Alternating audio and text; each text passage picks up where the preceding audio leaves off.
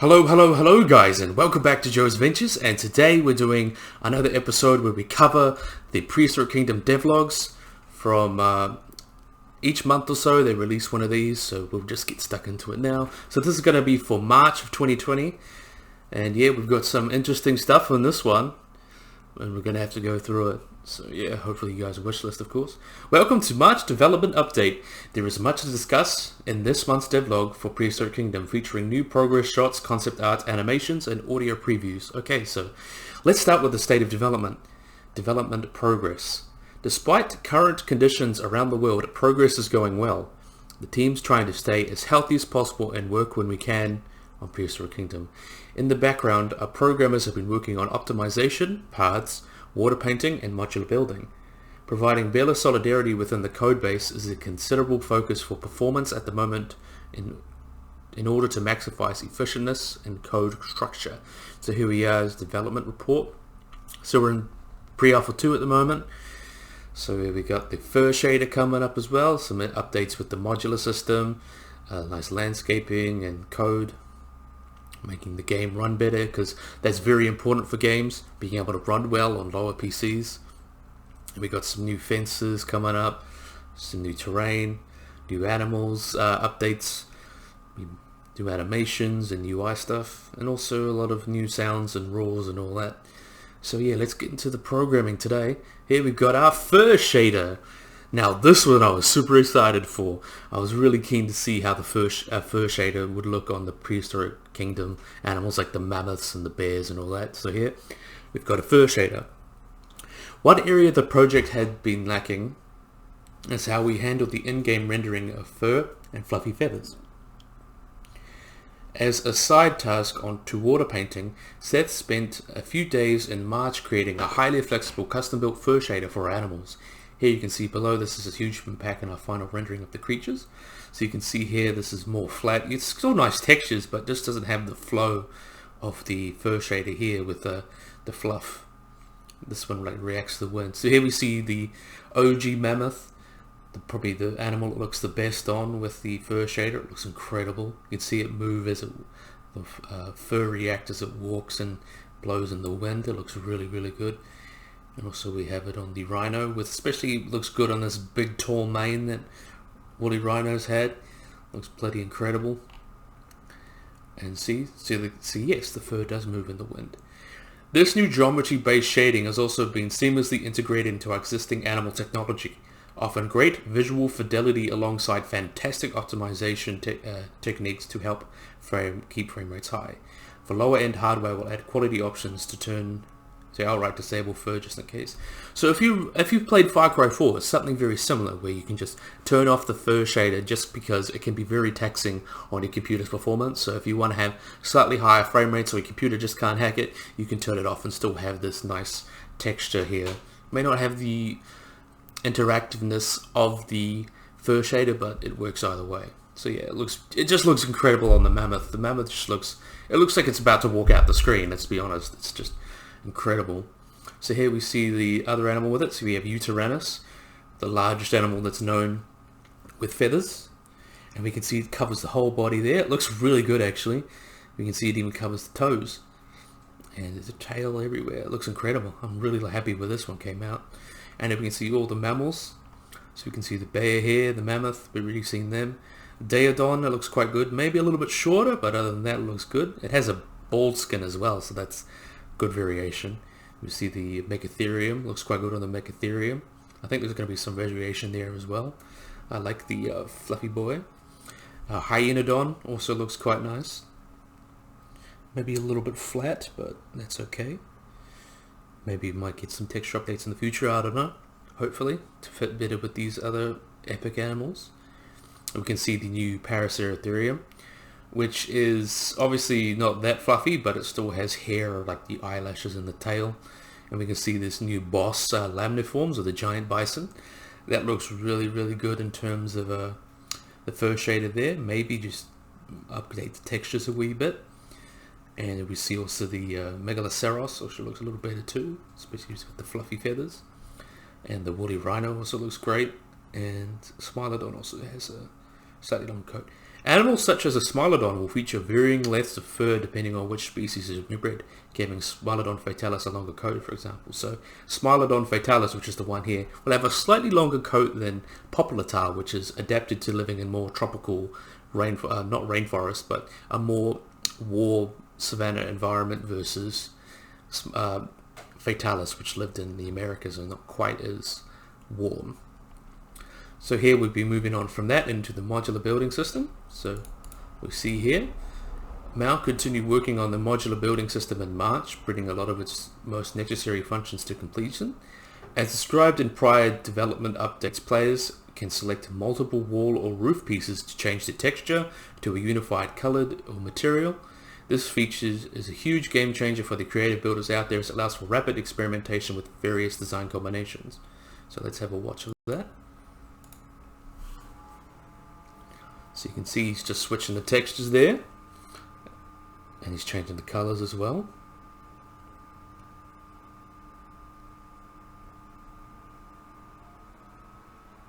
Now that's awesome. I think this is going to be a really nice system. And it's just going to be, versus something like Planet Zoo, we have to go and select the different pieces. I think this itself is just going to change so much about how we play this game. Just so it's be so simple to use. You'll have the same kind of fidelity, but it'll also be a lot more streamlined, so it'll be a lot more friendly to the player and just take a lot less time to build something, which is going to be awesome. We've also been finishing up the remaining pieces for core functionality by implementing group merging and object duplication. Although they're expected parts of a modular building system, it's an area we haven't got up to yet, so everyone's just chugging along on the system there, but it's going to be good. Okay, so now we're getting to game optimization and water painting status. Another issue we've been targeting over the past month has been performance and general optimization. With Seth helping out, we're working on getting large frames per second, or FPS, improvements across the board, searching for potentially troublesome areas under the hood that could use some code reworking or adjustments to speed up processing, which is obviously very important for a game. You want to make sure it runs as efficient as possible. Part of this optimization progress has been cleaning up the back-end side of terraforming to make way for the water painting. Since terrain editing and some existing APIs already built into the engine, part of our challenge is keeping those components performant while integrating our own methods within that. Now that we have an extra programmer to handle this, Matt and Mao are able to continue working on other parts of the project. Stay tuned for more water painting news. So good on you, Seth, for working on the painting. And I really hope to be able to test out the system in the future. I'm really excited to test out the modular system as well, because it's just so different, and I really want to see how easy it is to use, because it seems like it would be perfect for someone who just wants to build something quick, and it's just streamlined for the player rather than having to go look for a lot of things. So now we've got the species spotlight. So today we've got, over the past month or so, we got Paraceratherium and Stegosaurus, who took the spotlight this month for some of the last animals to be revealed. With 47 down, there's only 3 left to go. So there's 3 left to go, and I guess you can think who those 4 are if you know the list. We're going to be getting into the giants next month. We got some big boys coming. So here we've got the Paraceratherium buchandes, which is from the Oligocene or Paleogene, from Mongolia. Very big animal, gets up to about 20 tons. It's one of the largest land mammals to exist, in the same league as things like Paleoloxodon nomendes, which is a very big elephant. So we can see here the different sizes. We can see minimum paddock size, doesn't need to be too big, 1.5 kilometers, so doesn't need to be too large. Still needs a bit of space because it's a very big animal. So it doesn't like a lot of foliage, about 10 to 15%. So kind of similar to a giraffe in that sense. Doesn't like that much water, 10%. So you can place a little bit of water, but not much. And it's okay with other animals of its species. It's about 8 is maximum, so you can make little herds. Privacy. It clearly just likes to be on its own. It likes to do its own thing. And has a pretty high security rating, about 60%, because it's a very big animal, could easily break some stuff. You can see here the modular building at work in the background here. You can see the shelter that they made here for him, and it looks quite nice. And now we have Stegosaurus from the late Jurassic Morrison Formation of the USA. So it likes tropical dry. So it's a similar size paddock size to Paraceratherium. Foliage density, likes a little bit more foliage, 20 to 30%. So getting that range there. Water density is about 5 to 10. So it likes a little bit of water. And social group likes about 7, so they like to live in small herds. We have evidence of that with tracks and such. And isn't quite as private, so 30%, so it doesn't mind being seen a little more, as long as it can get away.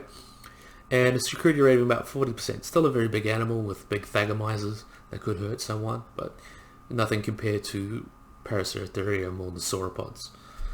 So yeah, we have art. Fence concept art and gameplay adjustments.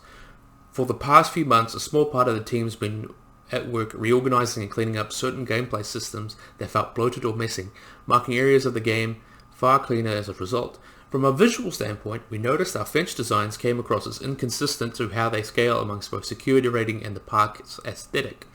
Each fence material set now has 3 distinct height variants to work better with the gameplay progression.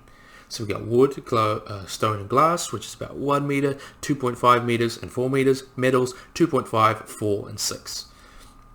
By putting more emphasis into materials, we'll be able to squish security requirements and incorporate height as a reliable condition now that's consistent. With fewer fence assets to produce, we're allowing players to recolor these fences or up to 3 pieces per material type. So please take a look at a handful of new designs. So this will be an exhibit marker. So this is just for showing how just to show the size. So either be 1, 2.5, 4, 6. So it just shows you the different sizes that you need to place it. So here we have exhibit marker here, and then we can see the modern wooden fence. This is the 1 meter version, so this would be good at the edge of an enclosure. And then you can have the taller one here, so this would be good for a lot of small to medium animals. See the metal one, it looks quite nice actually, I like the style. And we can see the big tall 4 meter concrete, so this would be good for larger animals, anything elephant sized I would say. And then we have a glass that goes as well, so we can see into it. Looks quite nice.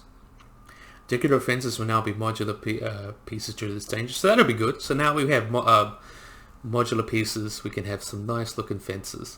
So these won't be fences that actually work, they'll just be ones that look nice around enclosures. Taking this a step further, gates will now be following a homogenized style in order to fit with these unfiltered height measurements across fencing. This change reduces the workload for future editions and means we can create assets at a much higher quality. So you can see a staff gate, 2.5 meters. So this is just staff to walk through. It has a little code in that, looks awesome. And we can see bigger ones here, vehicle gate, about 4 meters. So this would be good for a big jeep to go through, or a truck, or maybe even animals. So you see if you want to bring an animal to another enclosure. At launch, fences and amenities will be listed under the modern theme, which is a unified style that defines Prehistoric Kingdom as brand and universe. Because of this, you'll be seeing improvements to various structures designs in the coming months. Since the art team are handling these changes, it won't affect the progress of the game as a whole, so there's no need to worry about scheduling conflicts. So this is definitely more of an art thing, so don't worry about all the other cool first shader and progress and water painting, so that's not going to be affected by working on this. So we have animation. So we have Wedgeling Spike Thumb Iguanodon was a bulky ornithopod found in the United Kingdom. Its enormous hands and stout hind limbs make this herbivore a highly adaptable creature, switching between quadrupedal and bipedal locomotion when running. So we can see here, this is the Iguanodon walking animation. Looks quite good. See, Iguanodon's quite a big bulky animal with his big front feet with his big thumb claws. So we can see this, that's the walk when he's just moving around. So here is a quadrupedal run, so it's kind of like a gallop. It looks quite nice. It's almost like a weird gorilla. You can see it because it's got those big forelimbs, kind of like a gorilla. It's very superficially similar. I like it, and you really can feel the weight of it moving because it's a big hefty animal. And then we can see the bipedal run, so very similar to something like in Modular. So he's really boosting it, making it going as fast as he can, and you can really feel the weight of it. Yeah, I like this one. So, and next we got, also known as the woolly rhino, Coelodonta is a distant relative of the Sumatran rhinoceros. This fluffy animal occupied most of Europe, grazing within a variety of climates from such as tundras and grasslands. So this lived on the mammoth steppe along with the woolly mammoth, Megaloceros, steppe bison, and a lot of other animals. So we can see the simple walk animation here. Looks like a normal rhino, looks pretty good. This hasn't got the shader on, so you can see it's a very nice little animation. He's just walking, just chilling. Very similar to how a rhino would walk. And then we can see the gallop. So rhinos don't gallop very often, but it's really awesome to see this one gallop. And we can see the power and speed of this animal this size. Because this rhino is a very big animal, similar size to a white rhino. See him run along and do his thing. Very big, very powerful. Quite like that. So then we've got audio. So featuring undeniably deep booms and ruckles. The Allosaurus is one Jurassic predator you don't want to meet, with a fearsome snarl and even worse bite. Buron has made sure to give this dinosaur some serious ferocity. So you can see. Give it a listen.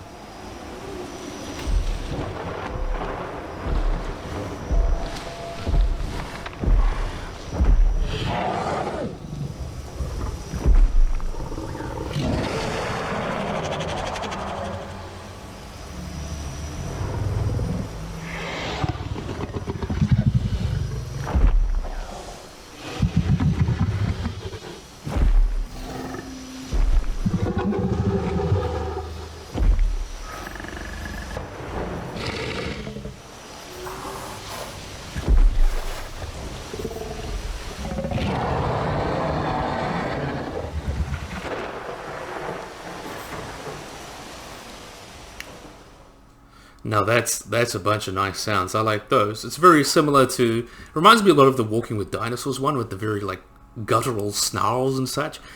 Buron, you did a really good job with this one. I really like how this Allosaurus came out. So we can see previous sound updates can be found on a SoundCloud. So if you want to go have another listen, you can have a look. So you can see Animal Showcase.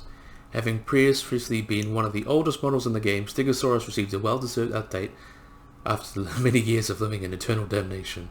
The entire model and sculpt has been overhauled with a new skin design to boot. On a less drastic level, some smaller tweaks were made to the Paraceratherium to address some texture, anatomy, and shape issues. Prehensile lips were added in addition to better limbs and skull shape, with both the sculpts receiving skins with the similar quality improvements. So we can see here the difference between the changes here. So that you can see the textures updated, just makes it look a little bit more realistic. The anatomy's been updated a bit. You also see a lot of people do draw Paraceratherium with a weird little trunk, which is probably not quite accurate, because if you look at an animal, if you look at the skull of Paraceratherium, it's got a very long nails of bone. So usually when it's an animal with a trunk, it's usually a lot smaller, so you have enough space for the muscles of the trunk. But here we've got, it makes sense because since it's a tall browser, similar to giraffe, it probably had very prehensile lips to be able to grab leaves and such. So I could think this is probably the best reconstruction that we could get. So I'm really happy that this is a good reconstruction. And here we have Stegosaurus. We can see the new skins here. We can see this greener one here. Well, we need to check what flavor that is. So look, Woodland, Creekback. So that would be Woodland, Creekback, and Sierra in the middle. So that's all very nice skins. I really like this. Personally, I like the middle one the best. I just think it's like the most simple, but also the most, I just like the simplicity of it. Simple skins are quite good, but they're all quite good skins. They all look amazing. So here we can see the difference between, we can see the changes. The anatomy's been updated, especially around the face. You can see the lips have been changed. We see more detail and skin creases and such. And the feet have been updated. Mainly just the details have been changed. That's the most notable to me. We see the change in the Stegosaurus. If you remember the Jurassic patch of the old demo, here we are. You see the textures there. And you can see how much of a glow up it's gotten. See, it looks almost 10 times better. It just looks incredible. You can see the beautiful plates there with the dented keratin and the osteoderms. Looks incredible. Quite like that a lot. Looks great. See, Stegosaurus was the one that was basically the oldest model. It hadn't been changed since Jurassic patch, so it's really nice to see how this guy has been changed since then. So then we got the community spotlight. So we got the Fur Gang. So this is made by Stuck. And we got this nice Lambeosaurus done by Dino DJ. So yeah, thank you for reading March Devlog. We hope you are all excited for the upcoming content and reveals and super development and updates. Keep an eye on social media for any announcement or new information. Till next time, PK team. So I'll put all the links to the social medias and such in the description of this video and all that. And yeah, hopefully you guys enjoyed this video and enjoyed the content that Prehistoric Kingdom putting out. It's just making me more and more excited for it. I'm really keen to get my hands on it when I can. So yeah, hopefully you guys like and subscribe, and bye bye.